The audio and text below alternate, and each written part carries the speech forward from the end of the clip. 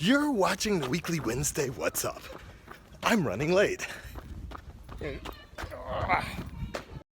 Son number Oh, my wiener.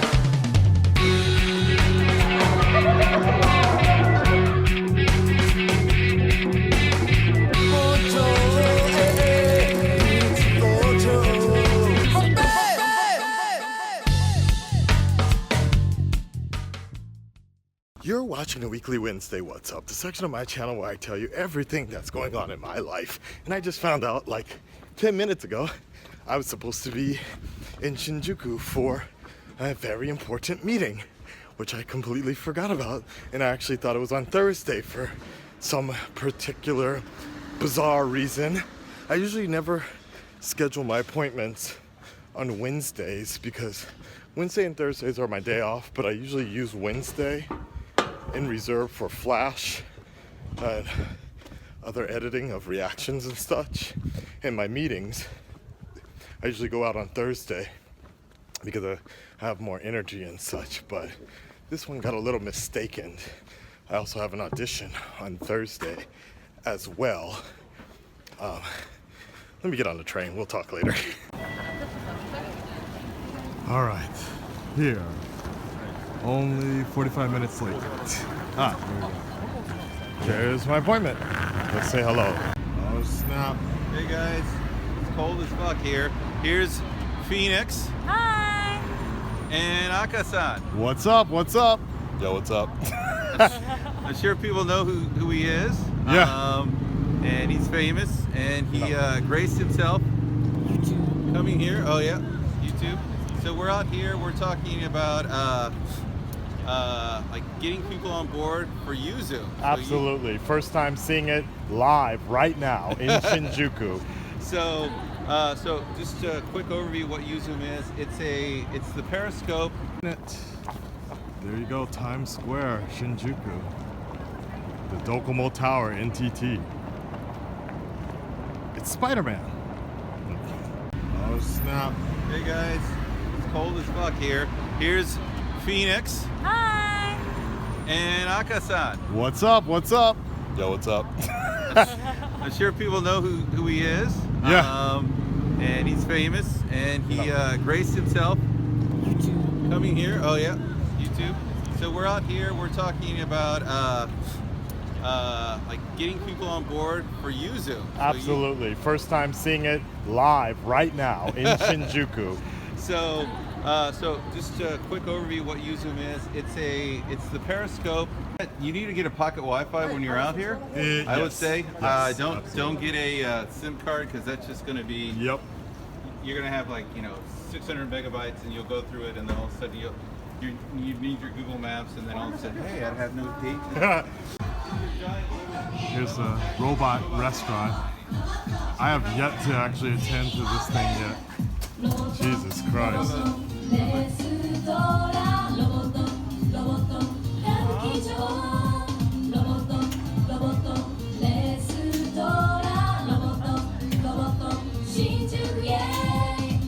I just realized, yeah, her tits are popping.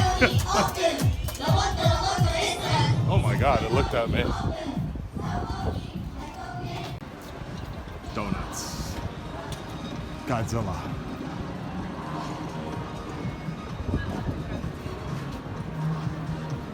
What do you want? Oh wow, they got glaze filled ones as well. Wow. You can order a hot girl's ordering. So what? All right, explain. Yeah. We need to explain everyone. What? Okay. The phone is all charged up now, and I got home a few hours ago. My phone actually it died while we were out there in Shinjuku today, but it was pretty cool. And I'm deciding to go with my glasses now, cause my eyes are getting I don't know if it's the contacts are getting old. My contacts are getting old. The dryness, the lack of humidity or so, or the humidity, I guess, and I need the humidifier or something else. I have been feeling kind of tired even after sleeping, but it's getting very, very baggy. these areas in my eyes. It's like really crazy. It always happens when it gets cold, right around this time, usually. Because I notice in summer it's not as bad, but it's really terrible. I noticed that on screen. Like, I have been getting, I think, a valid enough of sleep. Like, I didn't even drink last night. I didn't drink last night. I just went straight to sleep. I did wake up kind of early to do the Luke Cage thing, but or the streaming on Riff live, but it did not, like, I woke up early for it. I did feel a bit tired though. Maybe I just didn't get enough sleep. But anyways, tomorrow is my audition. I have an audition for a TV show that I'm gonna try to go for. So I think tonight I really do need to force myself to just take it easy. I mean, the audition is later, late at night, but it would be in my best interest if I have time. See about. Actually, I don't know if I want to retwist my hair just for that. Right now it's a bit manageable, but I might need to shave up a particular way. It's going to be for this either student type teacher role type of deal. They're looking for a personality based type deal, and you know we've got a lot of that. So my only concern is going to be the lack of the Japanese. Like, it depends on where they're going, what they're going for, but I'm just gonna try to do my best to wing it in Japanese. And it's just that's the only difficulty I have. It's like when speaking in Japanese, my tone and personality tends to change a lot more, and it gets flatlined. I mean, I think most people when speaking another language that they don't have the greatest handle on, it's a little difficult. There's only two people I know that can speak Japanese extremely well without sort of changing their personality, or they can really flaunt it a lot, and that's Ned, my tech guy, and Tikio Sam. Like, when they're speaking and such, they still kind of, their personality kind of carries over because it sounds kind of rude. Like, they speak a lot of rude and outlandish Japanese, but that's also their kind of personality and such. Because, like, even Dante, which I haven't heard him speak too much Japanese other than when he's on TV. So that's a little difficult though. Yeah, it's hard to say Dante's Japanese and his English is generally about the same. I would say, you know what? I'd actually say it's generally about the same. Like, in private, Dante is just about the same, like, kind of not necessarily quiet, but yeah, very mild speaking, very soft, a soft speaker. And over the last couple of months of doing work with me on the channel and such, I have seen that he's trying to like put more energy, like, to keep up with me on my particular channel. But you know, if you see him on his own individual channel, it's, you know, he's very soft spoken, but he really tries to keep up with me on my side. like yeah, it's an interesting dynamic how that kind of works. What else? So this is basically kind of the last weekend I have before the CW show start up again, and my vacation is gonna be over. From like the heavy editing, the daily TV show editing stuff. So I'm a little sad because I kind of wish we just would go into February. Like, I wanted to have all of January off and then not have to worry about the constant grind of editing TV shows. But at the same time, I will say, for the channel's situation, the interests of the channel, you know, we're pretty good right now because Injustice just dropped last night, and there's little tidbits here and there of like comic related stuff, so my core audience was still around. But if the longer we wait on those CW TV shows, which, you know, I really enjoy making the discussionary stuff, of course the reaction side, and just it really pushes me as a creator to like do those intros, and like I have so much fun like playing around with that show, Supergirl, all of that, like just manipulating the dialogue and trying to, making a show within the show review and such. So it's good for me, but also just a little tiring. But hopefully with the computer that was given to me, the beast computer that was donated and such, or can I switch it around? No, I can't. If you guys want to have a good idea, a bunch of stuff arrived from Amazon because I got paid. I got a few color boxes and it's called color boxes right here and such. I got some tech as well. 3 color boxes. Bought some shoes. I don't even remember what the hell that is. I think it's something to do with an HHD drive or something like that. I'm going to go through some of that either today or tomorrow. I'm debating what I want to do, but essentially I've reorganized the studio here a bit to try and keep everything all inclusive. And oh god, it looks so messy from this angle. It's not as bad. Trust me though, when I get the color boxes, right over here where the Akasan shirt is and all this, I'm thinking about putting the color boxes or the color boxes back here or something like that. Then I'll have something to prop the shield up. I'll probably move the couch a little bit further up like that. Over here, the computer will have a proper computer desk so that I can actually have a proper workstation. So the timing couldn't have been better, actually, to be honest. I am, in regards to editing, though, I'm a little worried because I don't like editing on this type of mouse. I actually really prefer editing on this type of trackpad magic mouse type of thing. And the reason why is because when you're editing, when you're it's this point. This is the thing I need the most. This action, scrolling from side to side, like skimming, scrubbing and skimming. You guys don't even understand how important that is unless you edit a lot. Like for me, damn, now that I really think about that, I need to think about that. If there's anybody out there that does PC editing, how do you guys get around that scrubbing part? Like, from going basically from left to right or right to left, and editing, cutting and blading and things like that. Because that was one of the biggest things I really liked about. I enjoy editing on trackpads and the Magic Mouse and things like that. Anyways, so that's what I have to look forward to this week, and there's a few other things.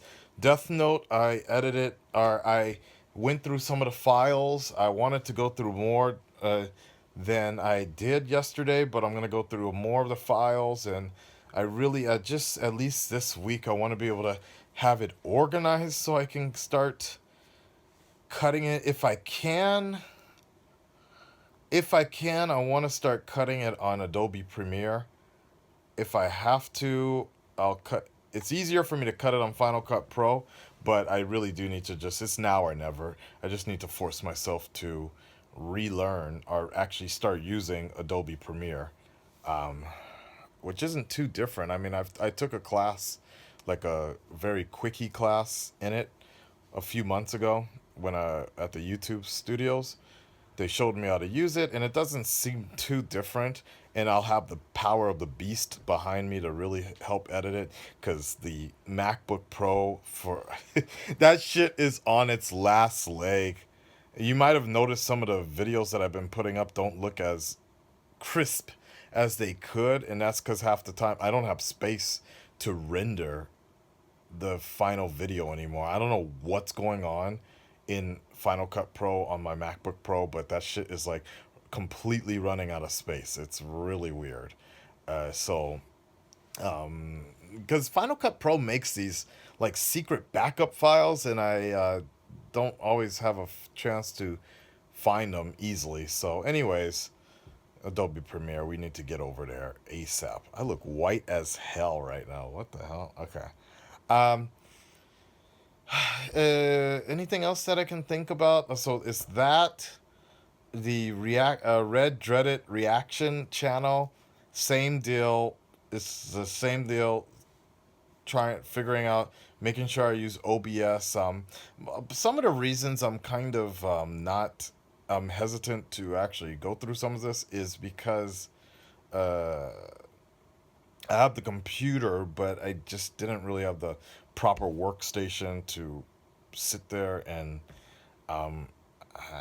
part of me just really didn't want to be hunched over cranking those videos out or whatever, but I wanted just to clean it up. I just wanted to get it a little bit cleaner before I really started doing it. And also, I've just, to be honest, I've just been enjoying the less of the grind. Not be like for January. I know it's gonna be a January is a very low season for YouTubers and low viewership. Anyway, so I also kind of felt that getting on that grind and just pumping out nonstop videos after videos uh, was going to be a little wasteful anyways, and better to just kind of relax my mind and put some stuff into some gameplay and other type of content and such. And that's also been a thought of mine as well, as to it's really hard to balance the ratio even of in making a variety type channel, like mixing things up. Like, even, okay, so for example, this week I was thinking about what did I do this week, even when I was really, whatever time I spent trying to do various type projects.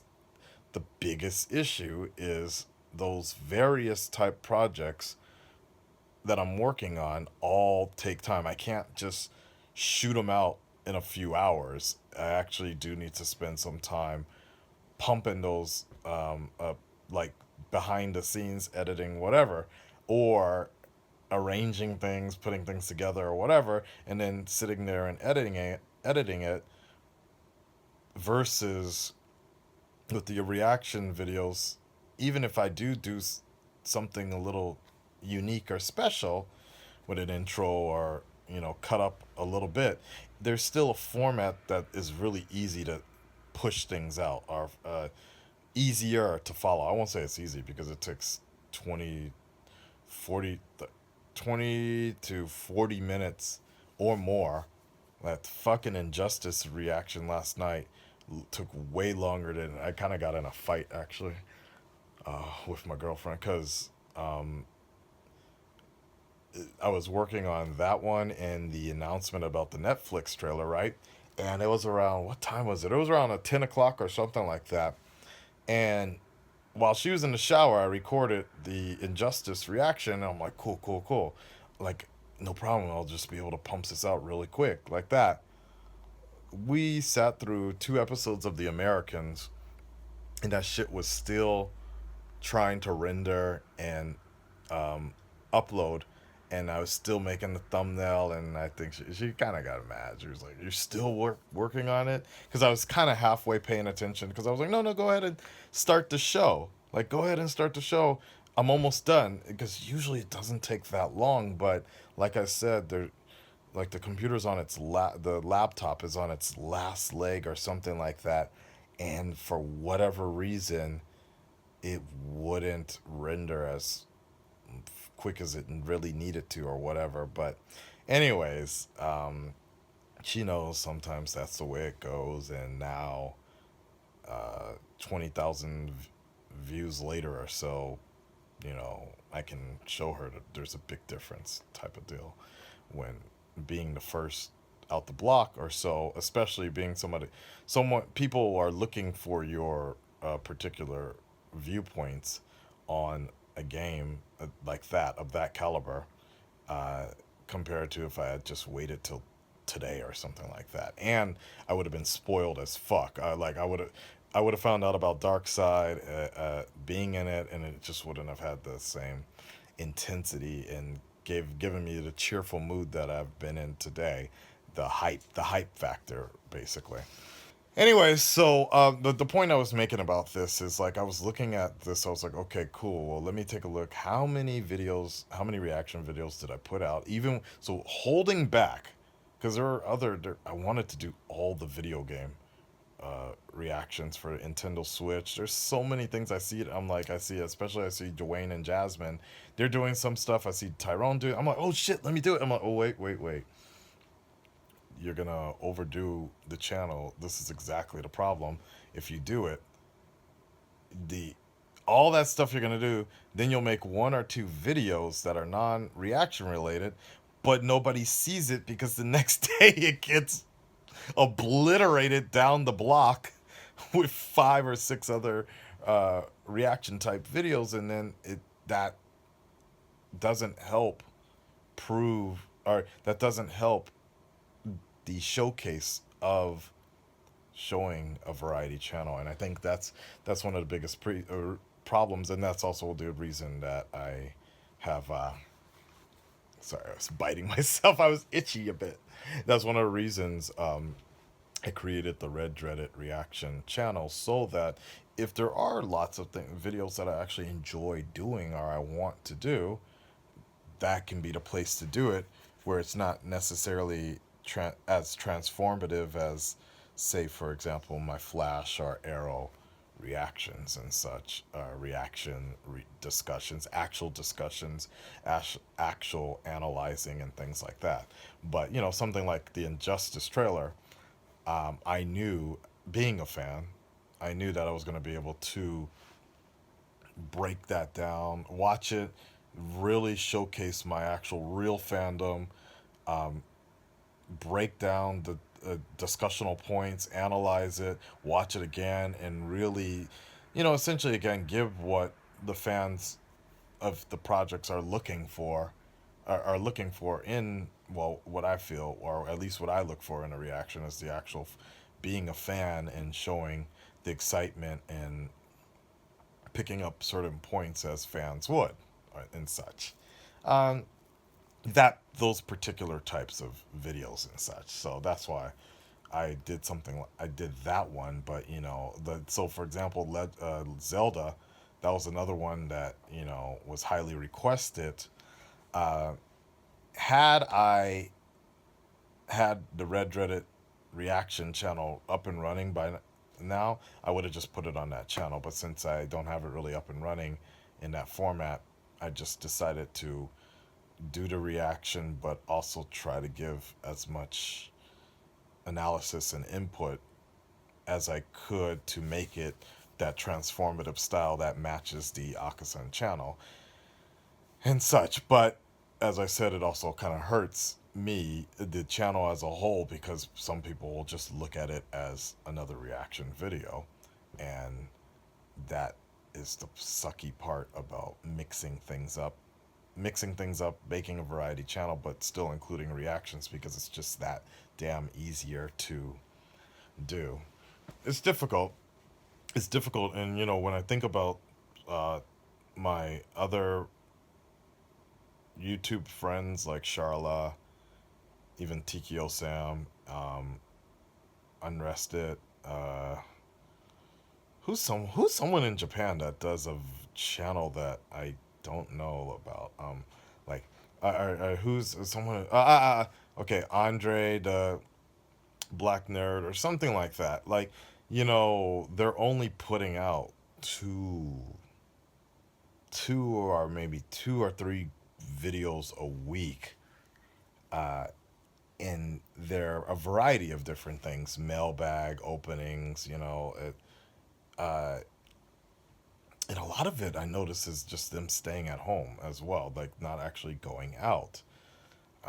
So, and well, with the exception of Charla, who actually does like some really heavily edited type videos and is showcased on her channel, but she also has 2 channels for that too. So it's a very interesting conundrum. Is, for example, if Charla suddenly started doing reactions, right, to things, would she be considered a reaction channel from that point on? I remember, regardless of the whatever differences or problems he has with me, I remember with when J-Roar,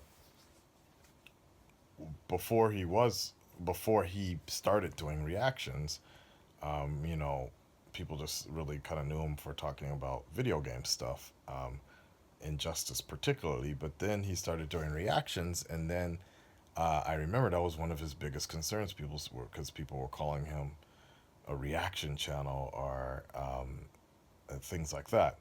And even though people really enjoyed his stuff, but in my eyes, and I think in his eyes and many other people, yes, he blew up based on his reactions, right? He blew up, or you could say, I personally don't think, like, I know that's one of the reasons people flock to him, but I think it was always, like, I was always entertained, or I still am, entertained by his analysis videos, and particularly just his personal life vlogs, and just talking about things like that. So, I've never seen it like that way, but yeah, that's exactly the problem is when you start to look back on the history of videos, it's like, well, the majority of the stuff you do is reactions, but is that really indicative of the type of channel you are, or what you're trying to do? If you do, like, I was thinking about this the other day, technically, PewDiePie PewDiePie is considered a reaction channel. I mean, sorry.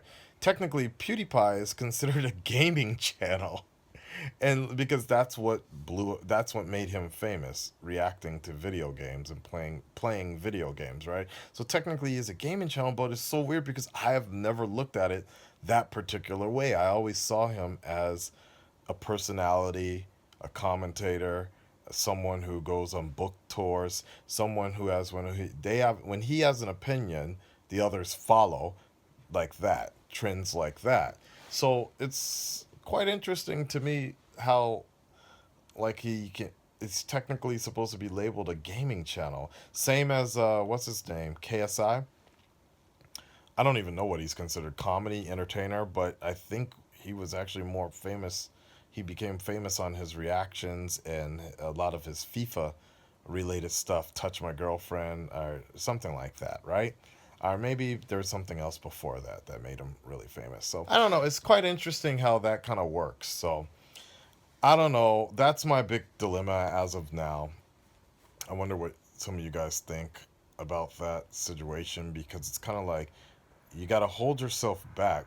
Particularly for me, I am restricting myself from reacting to anything and everything, and that part kind of sucks, but at the same time I know it's for the greater good, because it also forces me to be like, yo, spend that time making contacts. So that business meeting I was on earlier today, spend that time really trying to develop other things that'll make you happier in the long run, because you'll keep on running into the same problem if you just kind of default shoot them out, shoot them out, shoot them out type of deal, right? Once you start getting into that habit, it's like whatever, The Flash, Arrow, I've never really counted them so much at this point anymore. I don't even count, like, it's like a half type of situation.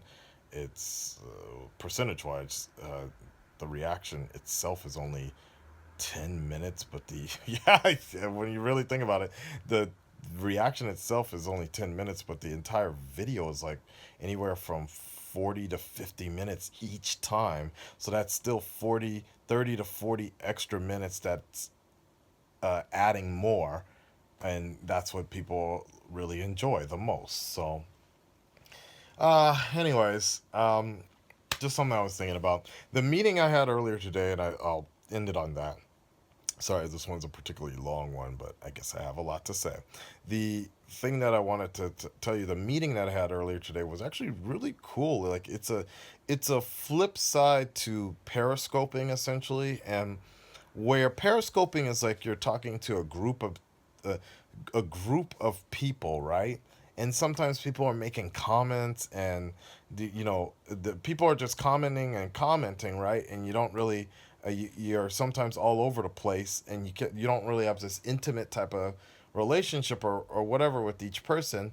This particular app that I met the creator of is called Uzoom, is essentially like Periscope, but it's a one-on-one type of situation. So what it is like creator or the Uzoomer can connect to someone else, to a fan or supporter using that app, and have a one-on-one conversation with them for however long they want to do it. So it originally started as this kind of like travel type deal. Like, for example, if I want to connect to somebody in Israel, and I just want someone to vicariously.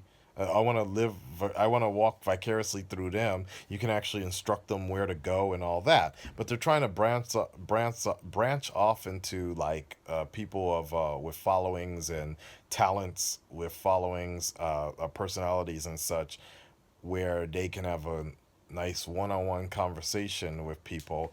And so we talked about that and discussed different ways to do it, because I was doing the same thing with Rift TV. It was kind of a group type of deal, but I do think there are opportunities and there are people that would love to like do it. For me personally, it's like I don't know if I really want to go to like special requests, go into like used panty shops and things like that for people. Like, yeah, it goes this way, Akasan, go that way. Like, I don't know about that. That's a little too puppeteering thing for me. But the whole one-on-one chat thing seems pretty cool. It just depends on how it works. Let me know, what do you guys think about that? Like this idea. Go check out Uzoom. Let me know. I'm on there. It's called Akasan. Akasan is Zoom. That's my username. Akasan is Zoom. But check it out. Let me know what you think about that. Like, right now is probably the best time if you really want to hop on that and see if you can get a private chat with me or whatever like that before it really blows up and the rates change. And right now would be probably the cheapest deal because they haven't set anything up. But it's gonna be pretty interesting. I think it'll be an interesting idea. Anyways, that's about it for today, guys. It was quite a busy week. I hope the audition goes well today. I feel much better after talking with you guys, but a bit tired. I'll probably hit up Rift TV one more time tonight for Luke Cage. That was awesome. I left I left the stream in the middle of things because I forgot I had an appointment today. But other than that, like, share, subscribe, and I will let you guys know what's up next week. All my friends are here.